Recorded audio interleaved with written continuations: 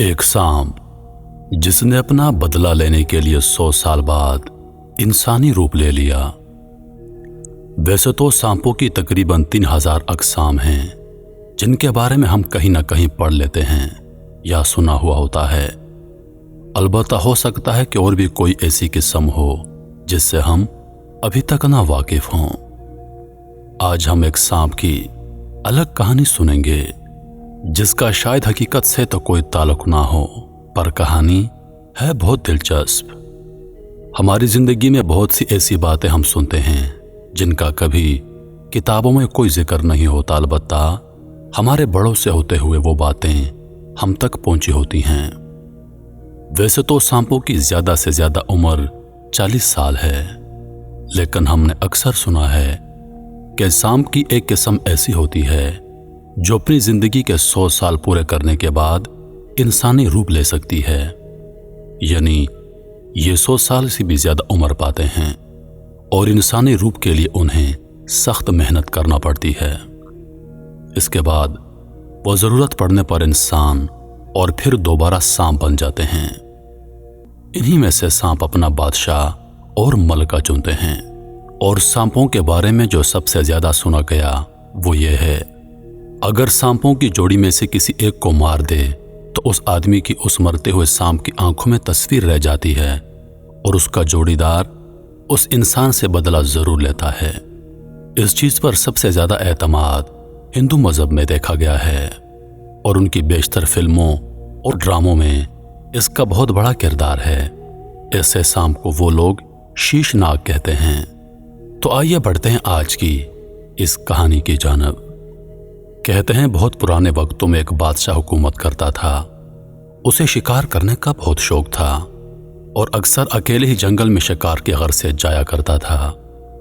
एक दिन उसने दूर एक शाख पर बैठे परिंदे का निशाना लगाया, लेकिन वो तो ना मरा बल्कि वहां एक सांप मौजूद था जो कि उसका तीर लगने से जख्मी हो गया और नीचे गिर पड़ा। बादशाह उसकी तरफ भागा, लेकिन नजदीक पहुंचा तो देखा कि जमीन पर सांप पड़ा है।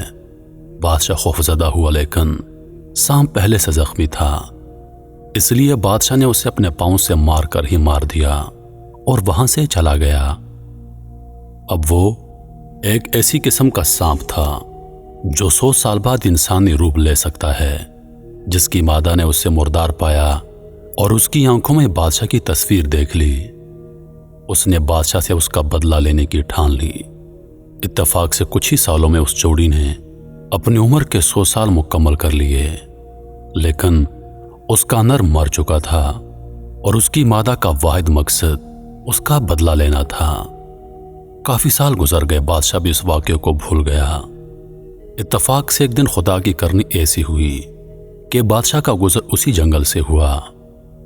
उस मादा सांप को उसकी खबर हो गई और उसने, चूंकि वो इंसानी रूप ले सकती थी, इसलिए बहुत ही खूबसूरत शहजादी का रूप ले लिया और बादशाह के रास्ते में बैठ गई। जो ही उसे बादशाह की बगी आती दिखाई दी, उसने ज़ारो कतार रोना शुरू कर दिया। बादशाह के सिपाहियों ने देखा तो बादशाह को इतला दी। बादशाह उसके पास आया। उसका ज़ाहिरी हुलिया ऐसा ना था कि वो कोई आम लड़की होती, बल्कि वो किसी जगह की मलका या शहजादी मालूम होती थी। बादशाह ने इंतहाई अदब से पूछा, आप कौन हैं और किस मुल्क से आपका ताल्लुक है, और इस बयाबान में आप कैसे आ गईं? इतने सारे सवालों के बाद उसने बताया कि मैं दूर दराज मुल्क की शहजादी हूं। हम यहां से गुजर रहे थे कि हमारे काफिले पर डाकुओं ने हमला किया और मेरे माँ बाप को कत्ल कर दिया, और जैसे कैसे मैंने अपनी जान बचा ली। अब माँ बाप को उसने इंतकाल शुदा बताया और मुल्क का नाम ऐसा बताया कि बादशाह ने पहले कभी नहीं सुना था। खैर, बादशाह ने उससे अपने साथ आने की दावत दी और कहा कि शहजादी, अगर आप मुनासिब समझें तो हमारे महल चलें, वहां आपको किसी किस्म का कोई खतरा नहीं होगा। शहजादी राजी हो गई, क्योंकि उसका मकसद ही यही था। अब बादशाह से सिर्फ इंतकाम लेना बाकी था। उसने बादशाह को अपना नाम सलोनी बताया। महल में आने के बाद उसे एक अलग कमरा दे दिया गया जहां वो सारा दिन रहती थी। बादशाह ने उसके बताने के मुताबिक उसके मुल्क का पता करवाया, लेकिन कुछ ना पता चला। और चलता भी कैसे, क्योंकि जो मालूमात शहजादी ने दी थी वो तो थी ही गलत। अब बादशाह से मायूसी की खबर सुनकर वो इंसान नुमा साम शहजादी हर वक्त रोने का दिखावा करती। कुछ अरसे में वो शहजादी इंतहाई सलीके से बादशाह के महल में रहने लगी और बादशाह को दिन ब दिन भाने गई।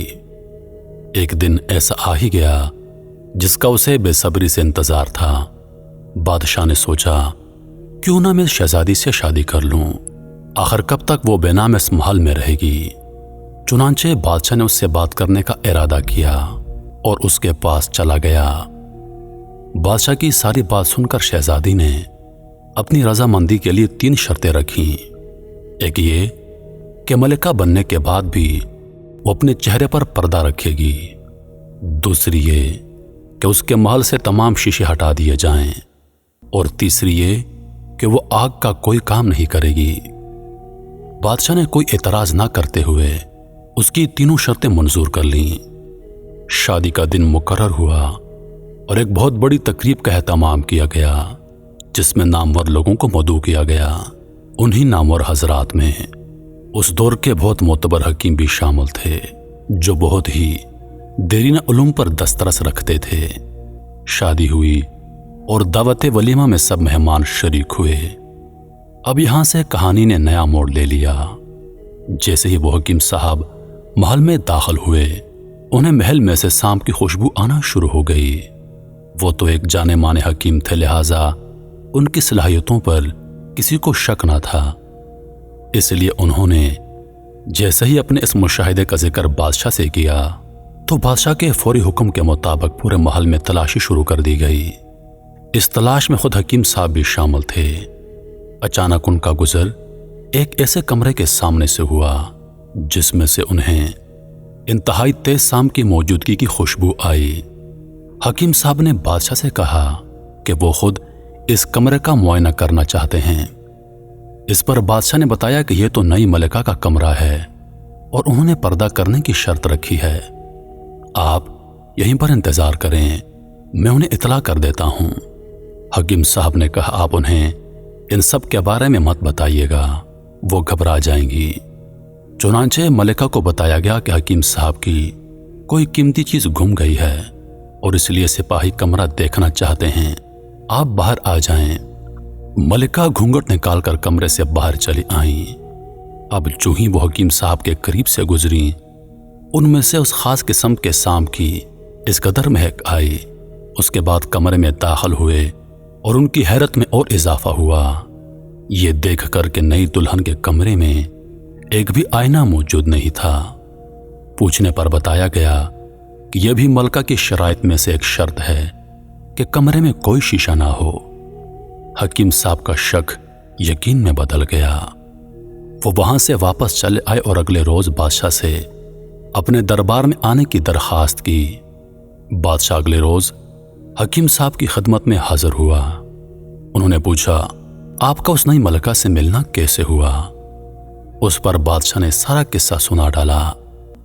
अब हकीम साहब ने बादशाह से अपने शक का इजहार किया और कहा, मुझे लगता है यह मलिका इंसान नहीं बल्कि इंसान के रूप में सांप है, लेकिन अगर ऐसा है तो किसी बहुत खास मकसद के लिए यहां आई है, लिहाजा आप बहुत ही मोहतात तरीके से पता लगाएं।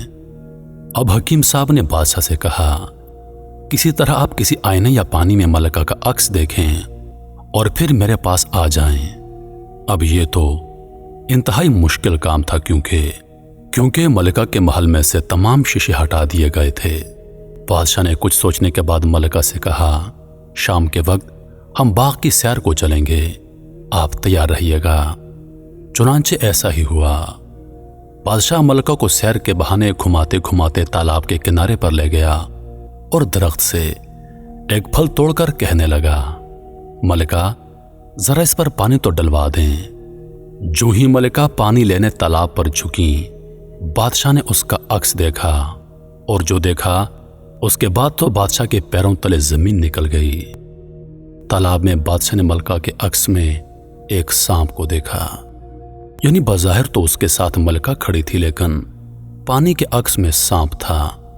یہ وہ وجہ تھی کہ ملکہ نے شیشے ہٹانے کی شرط رکھی تھی تاکہ اس کی اصلیت کا پتہ نہ چل سکے۔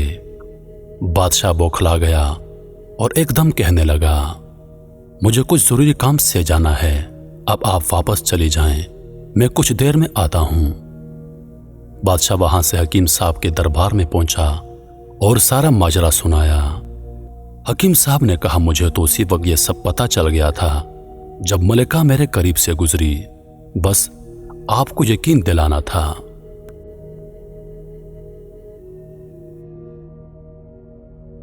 مزید حکیم صاحب نے بادشاہ سے کہا، اب آپ اس بات کا علم سلونی کو مت ہونے دیجیے گا، کیونکہ اس کی پردہ کرنے کی شرط بھی اسی کی کڑی ہے۔ اگر ذرا بھی اسے غصہ آ گیا اور اس نے نظر بھر کر کسی کو دیکھ لیا تو وہ پانی بن جائے گا۔ بادشاہ نے کہا، اب آپ اس مصیبت کا کوئی حل بتا دیں۔ حکیم صاحب نے کہا، آپ ملکہ سے کہیے کہ ہمارے خاندان میں ایک رواج ہے کہ شادی کے کچھ عرصے بعد ایک دعوت رکھی جاتی ہے اور اس میں ہر نئی دلہن سے روٹی پکوائی جاتی ہے۔ بادشاہ نے کہا، یہ تو ملکہ کی تیسری شرط ہے کہ وہ آگ کا کوئی کام نہیں کرے گی۔ حکیم صاحب نے کہا، آپ ان سے کہیے گا کہ وہ صرف ایک روٹی لگا دیں، باقی سب خادمائیں لگائیں گی۔ بادشاہ یہ سن کر محل کی طرف روانہ ہوا، لیکن ان کی ہمت نہ ہو رہی تھی کہ وہ اس سانپ نما لڑکی کا سامنا کرے۔ خیر، حکیم صاحب کے حکم کے مطابق بادشاہ نے ملکہ سے اس خود ساختہ رسم کے بارے میں بات کی۔ پہلے تو وہ نہ مانی، پھر بادشاہ نے کہا، یہ ہماری عزت کا سوال ہے اور بس آپ نے ایک ہی روٹی ڈالنی ہے۔ اس بات پر وہ راضی ہو گئیں۔ اب ایک بار پھر دعوت کا اہتمام کیا گیا اور ایک بہت بڑا تندور تیار کروایا گیا۔ یہ تندور عام تندور سے بہت مختلف تھا۔ اسے لوہے سے بنایا گیا اور اس میں جلنے والی لکڑیوں کے نیچے بھی لوہا اور تارکول رکھا گیا اور سارا دن اسے پکاتے رہے۔ نیز اس تندور کا ایک بہت ہی بڑا مضبوط اور بھاری ڈھکن بنوایا گیا۔ اب دوسری طرف بادشاہ نے چند سپاہیوں اور خادماؤں کو اعتماد میں لیا اور انہیں اپنا ساتھ دینے پر آمادہ کیا۔ شام ہوئی، سب مہمان آ گئے۔ ملکہ گھونگھٹ نکالے زیورات میں لدی ہوئی محل کے صحن میں داخل ہو گئیں۔ انہیں تندور کے پاس لایا گیا۔ وہاں پہلے سے موجود خادمائیں تھیں جنہوں نے روٹی کو پہلے سے بیل رکھا تھا، اور دوسری طرف سپاہی کھڑے تھے جو کہ تندور کے بھاری ڈھکن کو اٹھائے ہوئے تھے۔ ملکہ نے بڑی نزاکت کے ساتھ روٹی اٹھائی اور بس کنارے کے قریب ہی سے اسے تندور میں لگانے کے لیے جھکی، لیکن جیسے ہی وہ جھکی، ان خادماؤں نے بادشاہ کے حکم کے مطابق اسے تندور میں دھکا دے دیا اور سپاہیوں نے ایک دم ڈھکن اس تندور کے منہ پر رکھ دیا۔ اب کیا تھا، محل اس کی چیخوں سے گونج اٹھا۔ اس نے کہا، بادشاہ، تجھ سے اپنے سانپ کا بدلہ لینے آئی تھی۔ اگر مجھے ذرا برابر پتہ چل جاتا کہ تو میری اصلیت جان چکا ہے تو تجھے میں اپنی آنکھوں سے پانی بنا دیتی۔ یہ سب منظر دیکھ کر محل میں موجود ہر کوئی خوف زدہ تھا۔